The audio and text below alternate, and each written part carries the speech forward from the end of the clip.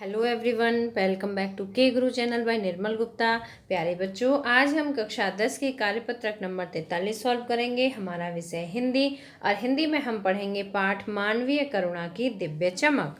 तो सबसे पहले मैं आपको एंट्रीज बता देती हूँ। आपको अपना नाम लिखना है, अपने कक्षा अध्यापक का नाम लिखना है, आपको डेट लिखनी है 12 अक्टूबर 2020। तो स्टार्ट करते हैं बच्चों आज की वर्कशीट। और आज की वर्कशीट में पाठ पढ़ेंगे आप मानवीय करुणा की दिव्य चमक, जिसके लेखक हैं सर्वेश्वर दयाल सक्सेना।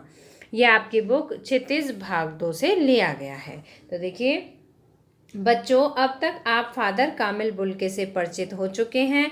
अब आगे बढ़ते हुए लेखक ने उनके व्यक्तित्व के बारे में कुछ और बातें कही, उन्हें जानने की कोशिश करते हैं। अब बच्चों, कौन कौन सी और बातें कही हैं लेखक ने, वो हम आज की वर्कशीट में पढ़ेंगे। इस तरह हमारे बीच से वह चला गया जो हम में से सबसे अधिक छायादार, फल फूल गंध से भरा और सबसे अलग सबका होकर सबसे ऊंचाई पर मानवीय करुणा की दिव्य चमक में लहलहाता खड़ा था। तो बच्चों, मानवीय का मतलब क्या होता है? मानव के अनुभव। ठीक है, जो मानव के अनुभव हैं उन सभी अनुभवों से ऊपर एक दिव्य चमक में लहलहाता खड़ा हुआ। मतलब एक वृक्ष और एक पुष्प से तुलना की है, एक ऐसे छायादार, फल फूल और गंध से भरे हुए वृक्ष से जो कि सबका होकर सबका हुआ, मतलब सबके साथ मिला जुला और सबसे ऊंचाई पर सभी लोगों की भावनाओं में सर्वोच्च पद पर रहा और मानवीय करुणा की मतलब मानव के अनुरूप एक दिव्य चमक के रूप में खड़ा रहा।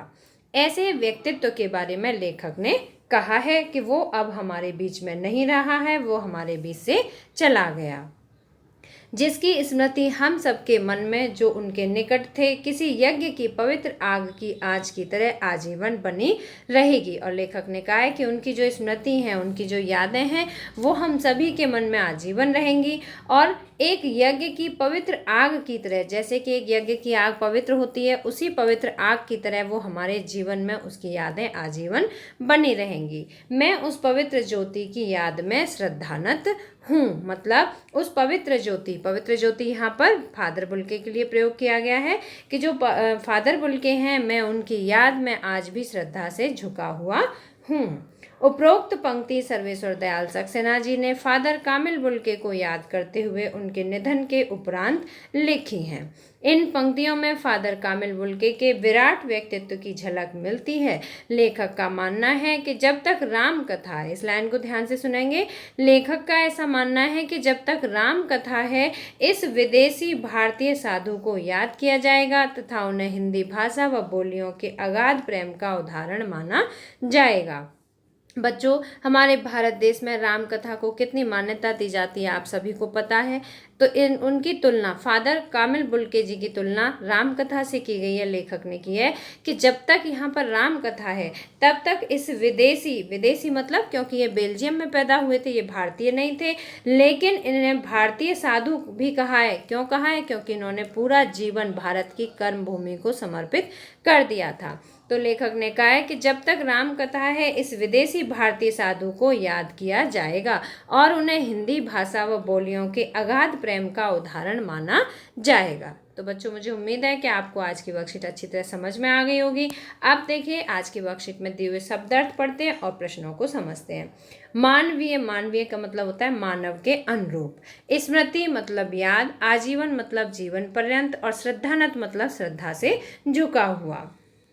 उपरोक्त गद्यांश को ध्यानपूर्वक पढ़कर पूछे गए प्रश्नों के उत्तर दीजिए। अब देखिए पहला प्रश्न है, लेखक ने फादर को याद करते हुए अपनी भावना किन शब्दों में व्यक्त की है? तो बच्चों देखो, पहले प्रश्न का आंसर है यहाँ पर, लेखक ने फादर को याद करते हुए अपनी भावना को व्यक्त किया है कि जब तक राम कथा है, इस विदेशी भारतीय साधु को याद किया जाएगा तथा उन्हें हिंदी भाषा व बोलियों के अगाध प्रेम का उदाहरण माना जाएगा। यहाँ पर एक मात्रा आएगी, बोलियों, दो नहीं आएंगी, एक आएगी। ठीक है, बोलियों के अगाध प्रेम का उदाहरण माना जाएगा। तो इस तरह से लेखक ने फादर बुल्के को याद करते हुए अपनी भावनाओं को व्यक्त किया है।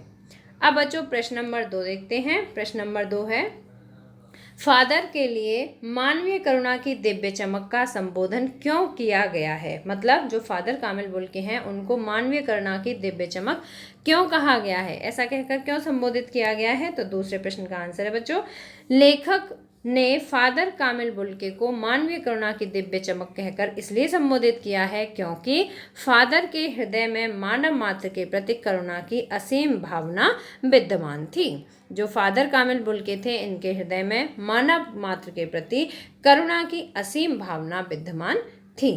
तो ये हुआ हमारे दूसरे प्रश्न का आंसर। प्रश्न नंबर 3 है बच्चों, फादर को विदेशी भारतीय साधु क्यों कहा गया है?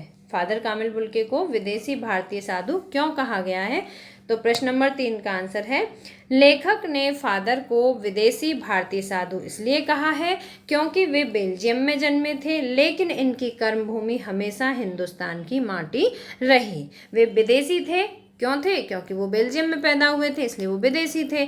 और इन्हें भारतीय साधु क्यों कहा गया है? क्योंकि इनकी कर्मभूमि हमेशा हिंदुस्तान की माटी रही, इसलिए इन्हें विदेशी भारतीय साधु कहा गया है। प्रश्न नंबर 4 है बच्चों, प्रस्तुत पद में पवित्र ज्योति शब्द से क्या अभिप्राय है? तो पवित्र ज्योति शब्द का अभिप्राय बताना है।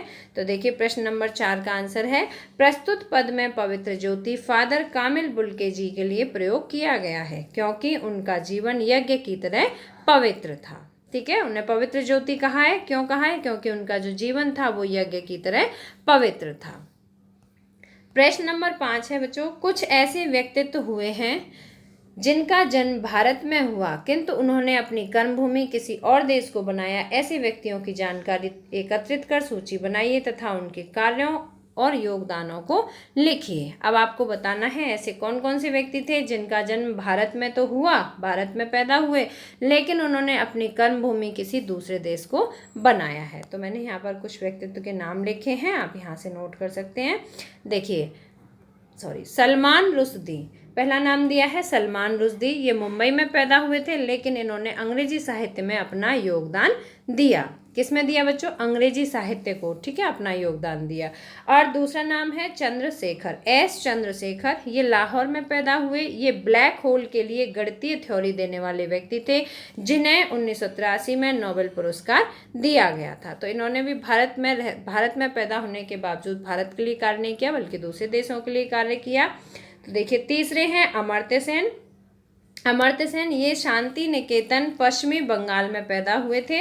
इन्होंने आर्थिक व दार्शनिकता के क्षेत्र में कार्य किया। ठीक है, इसके बाद फोर्थ है हरगोविंद खुराना। हरगोविंद खुराना एक भारतीय अमेरिकी जैव रसायनज्ञ थे। ठीक है बच्चों, ये भारतीय थे, भारत में जन्मे थे, लेकिन अमेरिका देश के लिए इन्होंने कार्य किया था। ये अमेरिकी जैव रसायनज्ञ थे। और नंबर 5 नाम दिया है अनीता देसाई। तो अनीता देसाई विश्व में अंग्रेजी साहित्य का एक जाना पहचाना नाम है। ये भी भारत में पैदा हुई थी, लेकिन इन्होंने अंग्रेजी साहित्य को अपना पूरा योगदान दिया। तो इस प्रकार से ये वो भारतीय हैं जो कि भारत देश में पैदा हुए, लेकिन इन्होंने अपनी कर्मभूमि दूसरे देशों को बनाया। तो बच्चों, मुझे उम्मीद है आपको आज की वर्कशीट अच्छी तरह समझ में आ गई होगी। अगर आपको वीडियो पसंद आया तो लाइक करना, अपने फ्रेंड्स के साथ शेयर करना, और अगर आपने अभी तक हमारे चैनल को सब्सक्राइब नहीं किया तो सब्सक्राइब जरूर करना। मिलते हैं फिर इसी तरह की नेक्स्ट एजुकेशनल वीडियो में। Till then bye bye, good luck to all of you.